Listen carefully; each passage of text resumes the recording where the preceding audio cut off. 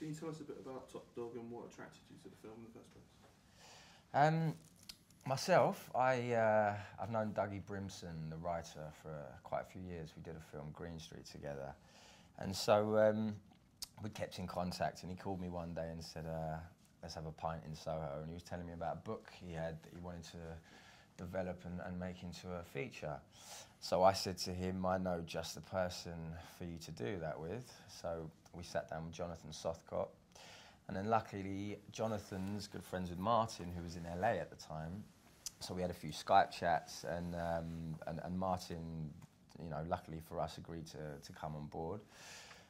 Really helped the script come together with myself and Dougie. We had a good few meetings. And then for myself to sort of, you know, be in at the casting level with Martin and audition people with him and help get people on board was a beautiful thing. So that was initially what drew me to it, was being that side of the equation. Then beyond that, Billy was a great character, and Martin very much wanted to tell the story that I wanted to tell, which wasn't just wham bam, thank you ma'am.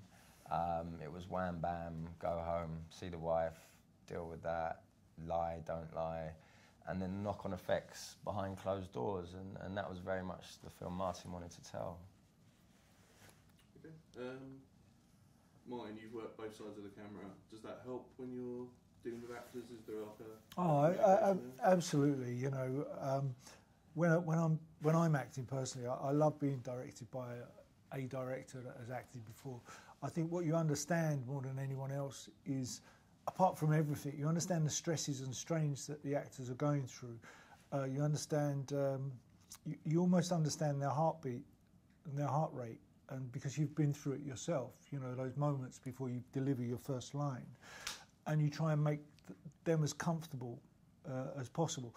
You know, there's a few actors that, doesn't matter how much experience you've got, when you put your cans on and you watch them on a monitor, doesn't matter how much experience the actor's got, you can almost hear their heartbeat because their heart rate picks up, you know, and that's what you, as a director, you've got to kind of bring down and make everybody comfortable. That's why sometimes I will say, okay, let's go in like a minute before this scene so that everybody gets that adrenaline out of the way before you get into the main bit of the scene, or maybe carry it on longer to get something special the other side. But yeah, you understand the stresses and strains that the actors go through.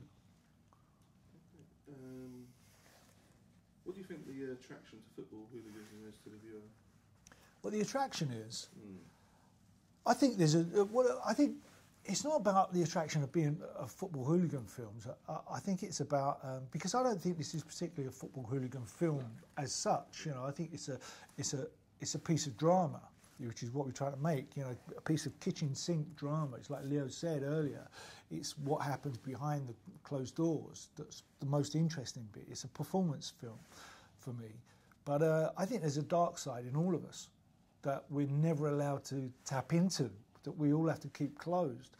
It's only actors, really, that are allowed to open it up, get all the toys out, and then make sure it's locked back up. But there is a dark side in all of us. But you know, sometimes when your missus is shouting at you, and then all of a sudden you blast, you get, oh, fuck you, you think, where did that come from? Yeah, that's not me. And she looks at you, that's not you. But it's there. Yeah.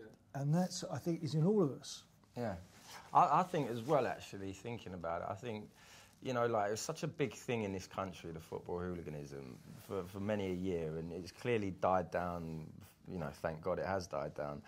But one thing is, a lot of people, they'll say, have you ever seen it, or have you ever been a part of it? And that would make me think that, although it's been on the front of newspapers for a lot of our childhoods, not a lot of people have actually seen it. So it's something they know a lot about, but something they've never got to see. So I think maybe that's why people are drawn to those kind of films, because it kind of fills in the blanks for the bit in their imagination. Yeah, I think that's right. You know, so I think that's possibly a reason that a lot of people watch this stuff, because there's only a small percentage of people that have been in the fights and done the silly things. But like we say, you know, Top Dog isn't really a football hooligan film as such. Exactly. You know, you could place it anywhere. I think it's a crime drama. The film doesn't come across as low budget. How do you kind of work with a low budget and make it look good? I think on low budget filmmaking is hard. You know, your biggest enemy by a long shot is time. You know, you're always chasing your tail because you only have to have one thing go wrong and a knock-on effect is just a disaster sometimes. But how do you make it look good? Is you get great actors. That's how you make it look good. Yeah, then ditto that. You know, you get a great director who assembles a great team. You know, you can have the best cast and the best ideas in the world, but if the DP is not trying to elevate it, you know, on low budget things you can go handheld on everything and make it a bit mockumentary or whatever you want to do, which is slightly easier. But if you're doing a low budget film that has aspirations of being a bigger film, if you will, and whatnot, then yeah, a lot of care. I mean, it's basically just assemble good people around you, I think. And you know what you have to do, I think, as a director, you have to make sure that there isn't one, like I said earlier, that your enemy is time, right? And what you have to do is make sure that there isn't one person that steals all the time. Like you'll have the DP sometimes will take too much time lighting and setting his camera, and then not enough time given to the actors. And you've got to make sure that you weigh it up and that everybody gets a share of that small amount of time before they start shooting. And that's how you can make it more expensive. Yeah, totally. You've both kind of done hard man roles in the past. Does it help being typecast, or is it a hindrance sometimes? Yeah, I mean, funnily enough, it's something that I've always tried to avoid, is being typecast. In fact, that's the reason that, again, when I came on board this, and again echoing what Martin just said, I was never going to do another football hooligan film. I've done two. One of them sold really well. Gets stopped every day by people who love that film, and that's great. So yeah, in terms of being typecast, I've always tried to avoid it. I mean, I've just finished a Viking film, and you know, and I do period things. It would be quite easy to set your benchmark and then go, that's just what I'm going to do, and keep it safe and easy. I like to push myself, and so typecast, yeah, very much something that I've never wanted to be.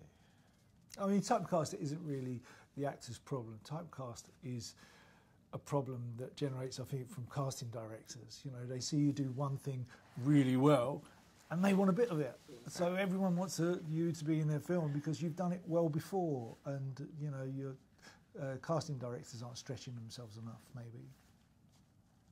Okay, was it difficult converting a book to film? No, not with Dougie Brimson, who wrote it. I would dare say it could be with another writer, but with Dougie, he was completely open to any suggestions that we all had, you know, and it was great. It was a collaborative. It was like Leo said. Leo was one of the producers on it, and we all put our ideas forward. Dougie never once said to me, "No, I'm not going to write that because that's not true to the book." He said to me, "If it works on film, let's give it a go." And it was only after giving it a go that we would decide whether or not it worked or not. And so to work with Dougie like that was absolutely fantastic. He's one of the nicest men I've ever met, and he's turning into a great screenwriter. Yeah, 100%. I mean, and also just logistically, you got 300, 400 pages of character arcs in a book, you know, and you have to condense that down into the film, and you have to go, look, what's our meat and potatoes? What's the story we're telling? So invariably with that, you can't just take stuff out because that has a knock-on effect. So things will change. But as Martin said, one of the least precious writers I've ever come across in Dougie. Thank you both for your time. Thank you very much. Thank you.